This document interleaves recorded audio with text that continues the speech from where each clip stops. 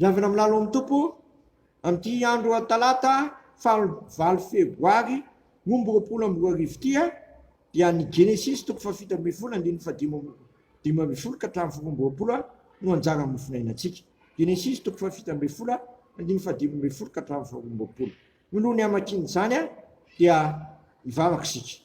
Misaotra sy mideranao zay raha eo fa menao andro vaovao indray dia ity andro talata valo febroary rombo roapolo amby roa arivo ity ko miteneny anao tompo fa miteninao no faniny tombotray sy fanazavanao ny lalànay.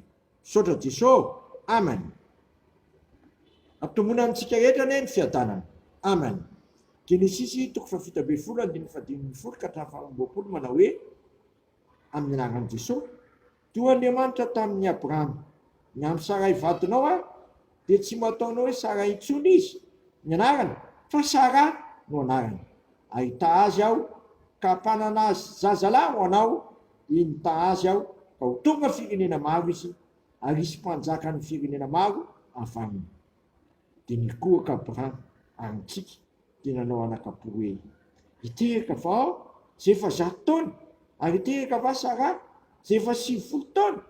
Ary Abrahama tamin'Andriamanitra, ingane ka Ismaela no velona eo anatrenao.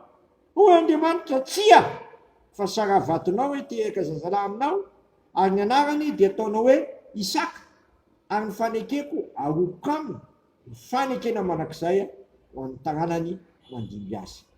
Ary ny amin'ny Ismaela efa neno anao aho, iny efa nita azy aho ka mamy taranany sy ampitombo azy indrindra iteraka andrina 12 izy satria efa mitendreko ho firenena lehibe, nefa mifanekeko aroko amin'ny Isaka zay ateraka Sara aminao raha avy ny taona toy izao.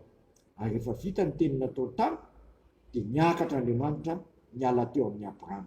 Koa dia nalain'ny Abrahama Ismaela zanany, sokokely ny rehetra mba amin'izay rehetra novidian'ny vola dia nilahy rehetra teo an-tranony dia noforany amin'izay indrina ireo araka izay nolazain'i Jehovah Andriamanitra taminy. Ary rehefa 95 taona Abrahama raha noforany izy, ary rehefa 13 taona Ismaela zanany raha noforany izy. Andrizay indrina namoranany Abrahama sy Ismaela zanany ary lehilahy rehetra tao an-tranony dia niokely mba amin'izay novidiam-bola tamin'ny hafa firenena dia samy niara noforana tamin'ny avokoa. Ray masonao manamasinanay amin'ny fahamarinana ny teninao amin'ny fahamarinana. Andriamanitra ry havana dia tena miazona ny teniny hatramin'ny voalohany ka hatramin'ny farany ary tsy mamela ny teniny sy ho marina sy ho tanteraka amin'olona. Eto dia lazainy fa hoe ny ateraka kibo Sara dia ho tonga firenena maro ary isy mpanjaka ny firenena maro avy aminy.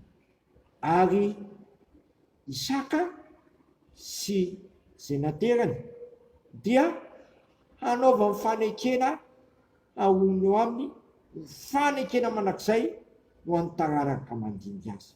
Fanekena manakizay ho an'ny taranaka mandimby azy. Andriamanitra zany tsy mahatateraka ny teniny eo olona iray ihany zay minosy matoky azy, fa ho amin'ny taranaka olona io mihitsy hatramin'ny taranaka farany indrindra no hanatanterahany teniny satria hoe mifanekeko ahoko aminy ho fanekena manakizay hatramin'ny taranaka mandimby azy. Havana mampoisika sy mampoisika anao ifandray tsy tapaka amin'Andriamanitra zany. Arapita izany amin'ny taranakitsika zay eo lohantsika. Fa Andriamanitra io tsy mivadika amin'ny teny. Andriamanitra io dia miazona amin'ny teny, ko nanjarako sy nanjaranao dia mifikitra amin'izany teniny zany zay ainy mahatateraka azy hatramin'ny taranaka mifandimby rehetra. Eto dia fanekena ahoko aminy, fanekena manakizay ny tarana amin'ny mandimby azy.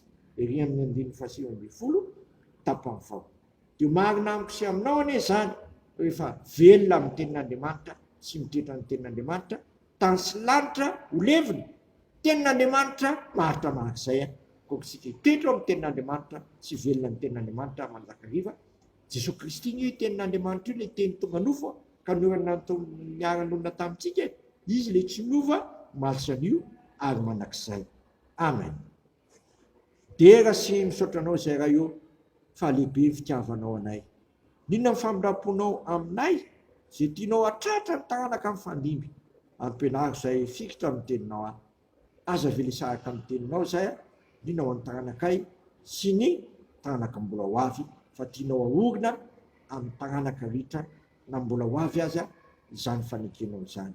Dia aoka ho marina aminay izany tokoa. Zay mino zao teninao zao ampahirezo izay mba ampatokony ny fonay amin'ny teninao sy ampianatra izany koa amin'ny tagnanakay ny fandimby rehetra. Dia sitrakainy ary hivavaka hoe rainay izay ny an-danitra ho asiana ny anaranao ho tonga ny fanjakanao. Atao ny sitraponao ety an-tany tahaka ny an-danitra. Meneliny ny anona sahazo anay amin'ny mamelany elokay tahaka ny amelana izay midika taminay izay mitondra anay amin'ny fakapanahy fa manafanay amin'ny ratsy manao ny fanjakana sy ny hery ary voninahitra manakizay.